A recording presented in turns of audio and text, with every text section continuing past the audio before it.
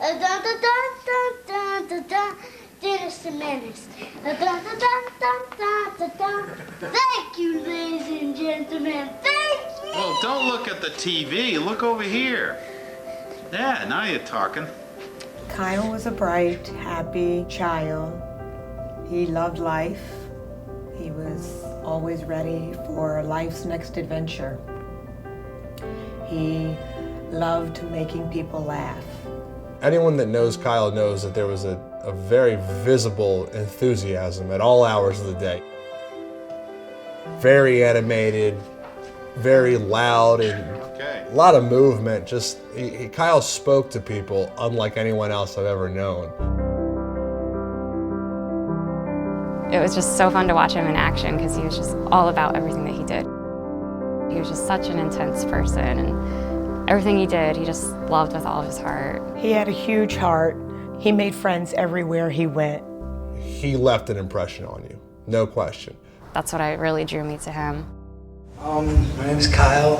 I moved here from Annapolis, Maryland about 5 months ago. I felt like I was a pretty good kid growing up until after high school. Right after high school, he had a big incident where there was a big fight between two groups of kids, and Kyle and some other of his friends had been drinking and resulted in some injuries to the other kid. I didn't know that he had a violent streak to him. I didn't know that he was hanging out with kids who would put him in a situation like that. Ended up being found guilty and spent some time in jail. The whole thing came as a shock to me, him getting in trouble and going away to jail. Once we start opening up to Kyle, we didn't expect to hear prison stories. But for me to find out the struggles that he was going through, it was blindsided. After high school, I kind of kicked my sin into high gear, I guess. I got in a lot of trouble, did a lot of drugs. You think, well, you're going to be able to spot a heroin addict right away. But it turns out that it's very easy to conceal. He felt that he could overcome his addiction and his past in his own time. Good people can end up in jail. How many people can go from being in jail to within 4 or 5 years being on track to get their college degree? Very few, very few. William Kyle Bagbey, we baptize you in the name of the Father, and of the Son, and of the Holy Spirit. The turning point came when he went out to Iowa and got in a 9-month program. And in that time, he decided to go to college. He pretty much got his life straight. And then he went off to college. From there, he seemed to have gotten better. Iowa State was his world once he got out there. Kyle was studying marketing at Iowa State. His dad went to Iowa State, so he wanted to make his dad proud. Kyle was passionate about everything he did. He didn't do anything without passion. But Kyle was above and beyond passionate about 4 or 5 things, number one of which was Iowa State basketball. Our state fair is a great state fair. Oh, our state fair is a great state fair. Don't miss it, don't even be late. He was excited to move back here after he graduated. He had a lot of plans. He had a bright future. He was very excited about being at college and being able to make good grades, even though he had struggled with his past. He told me multiple times if he wouldn't have had the support that he would have had, he'd be living on the streets. Kyle's experience at Ready, Willing, and Working was certainly during the strongest part of his resistance to his addiction. And it had to be in large part that he was surrounded by folks that understood that problem and folks that had defeated it. Besides giving him the sense of direction, they helped him with his career. They treated him like family. All of us that's in the field, we're like brothers. So whenever someone comes around, we accept them like a brother or a sister. Once Kyle joined Ready, Willing, and Working, he fit right in. The minute he came into our group, he was like he was part of the family. Kyle was true. He didn't feel that he had to hold back anything. The same issues that he had, we had too. From somebody that you never met, to sit down and talk about it and how much your life almost connects, it's amazing, for real. Kyle had a record and these guys had records. Kyle had dealt with drugs, these guys had dealt with drugs.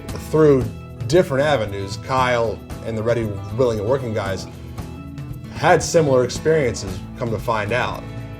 It's probably one of the best times in his life. There's programs everywhere, but Ready, Willing, and Working seems to have hit on the right formula.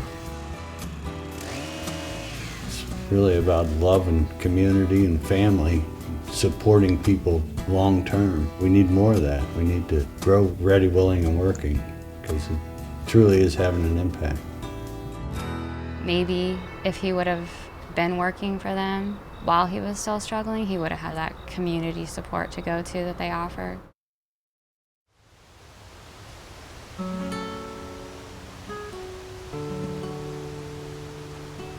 There's good people and there's bad people,